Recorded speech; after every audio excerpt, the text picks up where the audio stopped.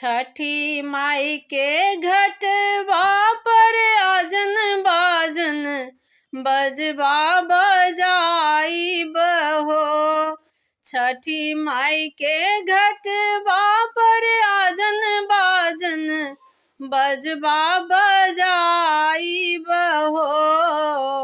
गोदिया में होई है बालक बात कोसी भरे आई बहो।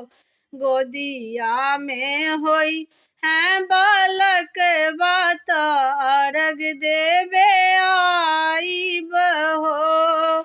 छठी माई के घटवा पर आजन बाजन बजबा बजाई बहो। छठी माई के घटवा पर आजन बाजन